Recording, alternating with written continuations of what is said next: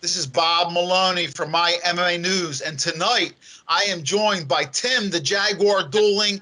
And listen, if anybody ever had the appropriate nickname, it's Tim. I mean, Jaguars don't just fight like they don't hunt like little rabbits and harmless prey. They hunt anacondas, they hunt crocodiles, alligators, caiman. And Tim, if you look at his fight resume, he has been in the cage with the best 145 pounders in the region. He's not afraid of taking on anybody. I've known him for a long time. He's always told me that it's about the challenge for him. Tim, first, before we get into your short notice fight at CFFC, how you feeling, my man? I know you training is a lifestyle for you. It's not like you ever stop training. So how you feeling? And tell me, how this all went down, the phone call, and how this fight came about. Yeah, I mean, actually, I feel great, better than I've ever felt, physically, fight wise. Coronavirus hasn't really slowed me down training wise. In fact, if anything, I've amped up my training. I've been able to squeeze more sessions in, and yeah, it's just been great. I moved to the graveyard shift at work, so now I work overnight. It gives me more time to train during the day, and I've just been super active, in training, and to get this late notice call, it was just perfect. I was looking for a late notice call, and to get the one that I did, it just lit a fire under me. All right. Well, before we talk about that, you had told me that because of this situation and a lot of the gyms having issues, you got some really good rolls in with some legends. So talk to me about that. I know you were saying you were rolling with the elite over there at Dante Rivera BJJ. For sure, we were, with all the gyms being closed, and us, top tier jujitsu guys and mixed martial artist guys, we want to keep training. We've been wanting to keep training the entire time. So those diehard guys, you find a way to train. You go to a guy's house, he's got mats. You go here, you go there. So I've been getting some training in with the best of the best. And I don't want to put anybody out on the spot. Coronavirus is out there, and the government's going after everybody. So, you know, not going to put anybody in the hot seat, but I have been getting some phenomenal jujitsu training in, and I feel more confident in my jujitsu than I've ever felt. And striking wise, I love striking. I'll go in there and bang with anybody, and I'm the most durable guy you'll ever see. So if it at any point it goes to the ground, I'm super confident. If it's standing up, you're gonna get a show. Well, it's crazy because your last fight against Dennis Bazukia at Ring of Combat, I mean, I thought listen, I always knew you had a huge heart, but in that fight, I thought you fought at least a round where you really didn't have your full vision and you were still moving forward and throwing everything in the kitchen sink. And Louis Neglia called it one of the greatest fights that he's ever seen, not just in Ring of Combat, but that was just an unbelievable fight. And now you're taking on Bill Algeo, who is an upper level fighter. And you told me you fought Bill before. He finished the fight in the second round. But out of all the guys you fought, and there's a long list of talented fighters, you told me he was the toughest fighter you ever fought, which is one of the reasons you're glad you're getting this fight. Tell me a little bit why you think that. Why is Bill the toughest guy that you fought? Well, I just, I mean, just feeling him in the cage. It's not anything in particular that he does that is like way better than anybody else that I face. It was just, he's a well-rounded fighter, and he's composed. He goes in there and he does what he's supposed to do, and it's just fighting him. I experienced him. You know, I think before the fight, I actually had a little bit of doubt going into that fight. You know, I was young. It was a couple years ago now, and I didn't have the experience that I have now. This is going to be a totally different fight than it was 3 years ago when I fought Bill. And, you know, I think Bill is still the same great fighter he is, but I think I've improved dramatically in that time frame to where this is going to be a totally different fight. Um, I remember watching Bill because I was fighting Frank Buenafuente. This was prior to to fighting Bill. And I remember watching their fight, and this was, I was only a couple fights into my pro career, and watching them fight, I remember saying to myself, like, man, glad I'm not fighting this other guy, because he was beating Frank Buenafuente up, and I was, scouting him. I said, man, glad I'm not fighting this guy. And then, a year later, here I am fighting Bill, and, that always sat in the back of my head, like, man, I didn't want to fight him at one point in time. But getting in the cage with him and feeling him and actually experiencing that, it totally changed my perception on him as an opponent, Whereas going into that other bout, I was a little nervous. Going into this bout, I'm totally prepared, and I'm excited for it. I me, I'm always looking for the challenge.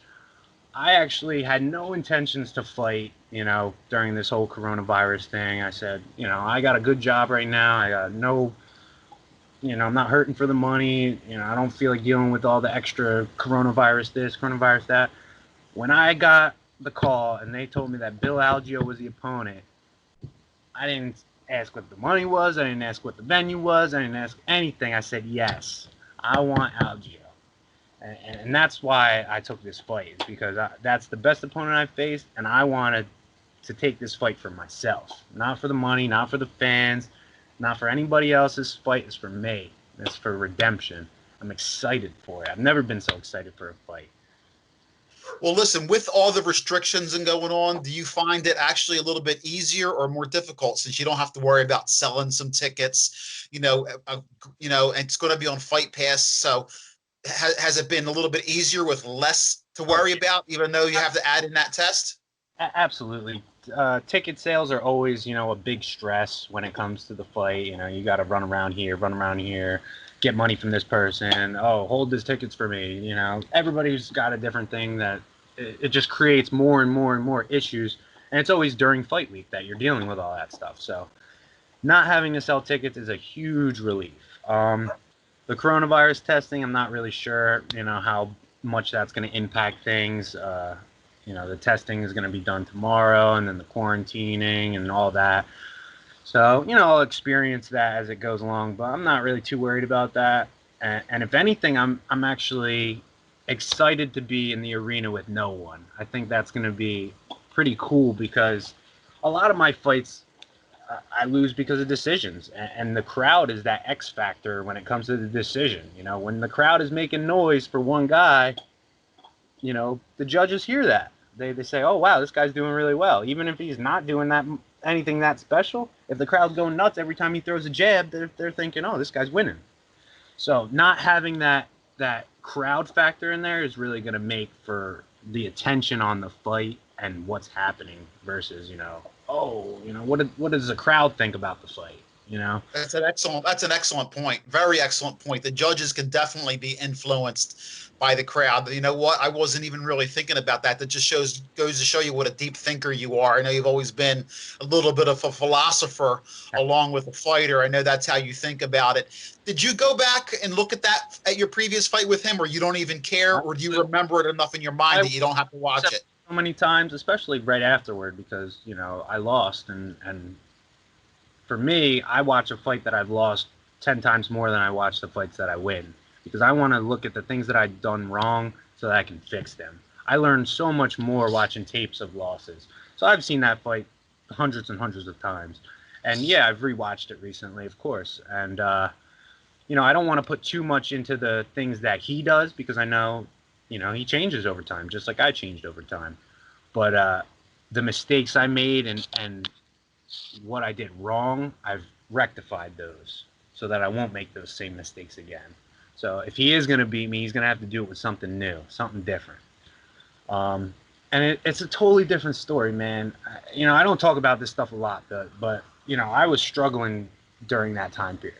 When I fought Bill Algeo, I was living in my car, working 12-hour days and, landscaping, hardscaping, and then training for 4 hours and then going to sleep in my van, and I had no money to eat, I had nothing, and I was going and fighting these top tier guys, like top tier. Algeo's one of the best guys in the tri-state area. I was living out of my car, sleeping outside when I fought him before. 3 years later, I'm in a great place. I got a great job. I'm training more than I was before. I'm far better than I was before, and I'm just in a great place, mentally and physically. This is going to be a totally different fight, and I'm just so excited for it.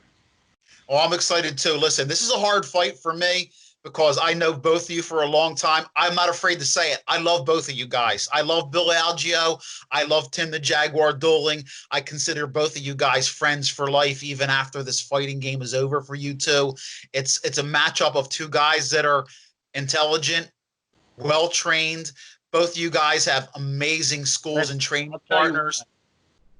I think this fight is going to be the best fight that you could watch anywhere. The UFC, Bellator, doesn't matter. You tune into this fight, I guarantee you, this fight is going to be the best fight you've watched this entire year. Hands down.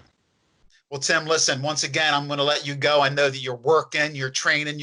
And listen, I don't even need to tell you good luck with cutting weight because I know that's like easy for you.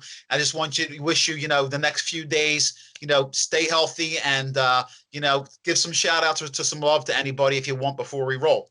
Of course. Appreciate it. Got to, shout out Dante and all my training partners at the school. Got to give a big shout out to my boy Phil. He's going to be fighting the night before me.